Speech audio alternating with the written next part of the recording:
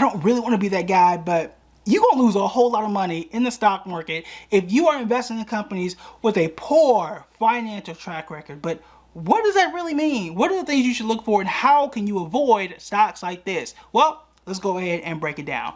Remember, at the end of the day, stocks are businesses, okay? They are here to make money. When they don't make money for a long enough period of time, something bad gonna happen, okay? CEOs are gonna get fired, you are gonna lose money in your portfolio, and the company could be delisted from the stock market, which is tragic.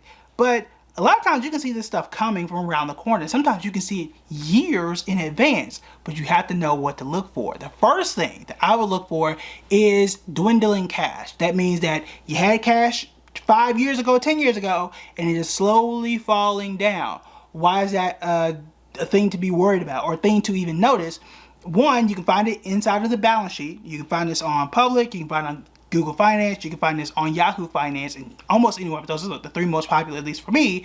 When you are losing cash in your business, you gotta spend cash, right? Well, if you are losing it and it's slowly falling down, it is usually because you are taking on more debt. Now, there are some scenarios like a company like Amazon very early in the day that were taking on a whole lot of debt, but what happened back then? Interest rates were low. It was cheap to borrow money.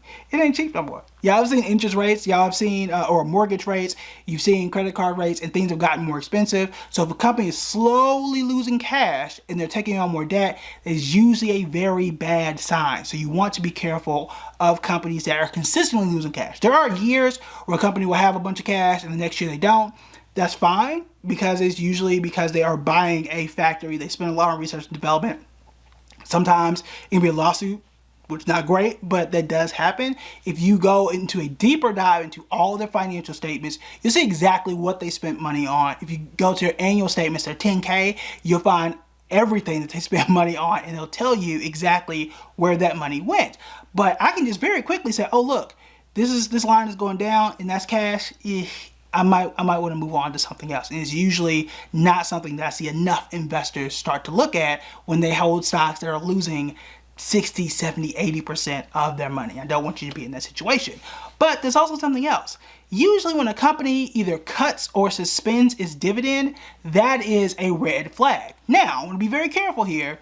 There's a difference between not paying a dividend and cutting a dividend or suspending one. If you don't pay a dividend, it's not the worst thing in the world. There are plenty of stocks that do quite well that don't pay a dividend. Google being one of them, Amazon is one of them, Netflix is one of them. That's fine. But if they start paying one and then they stop, that's something you might want to be concerned about. The reason is because of what I mentioned earlier. If you're losing cash, you want to conserve it, say, look, I can't pay all you investors. Let me just pause this dividend for a little bit so we can, get my financial house in order, which is a red flag.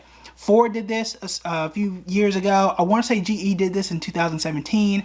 I remember that because I was a financial advisor. It was 2017, 2018, but I was a financial advisor. People were mad at me, like I cut the dividend or told them to invest in GE. I didn't, but people were upset at me. It's part of the job. But that is the thing that you want to be concerned about, because if someone is paying you a consistent dividend every year, there are some stocks that have been paying a dividend for 50 plus years, and all of a sudden they stop or they cut it in half, that's something to be worried about, right? So that is something that you want to add to your red flag list. And you also want to add this one. And this is 2 to 3 trigger words that hit me on this channel, and that is reverse stock split. I say 2 to 3 because stock split can be one word depending on how you want to spell it, or you can put a hyphen, whatever, right? But reverse stock split is something you do want to be concerned about, because it is one way that a company will move things around to remain listed on the stock market.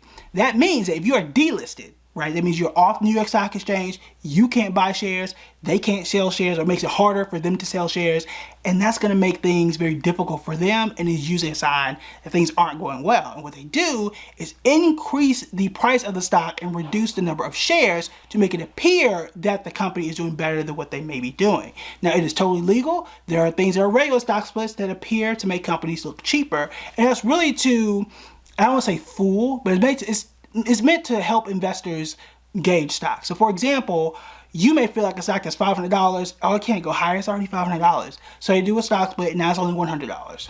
You might feel a little more inclined to buy it. For me, I'm someone who absolutely does not buy companies that are $5 and below. But if they do a reverse stock split and it goes from 5 to 20, I might feel differently if I don't do my research, but we do here, right? So you want to be very careful of those. I mentioned this on channel 2. I can only think of maybe one example where a company did a reverse stock split and it survived.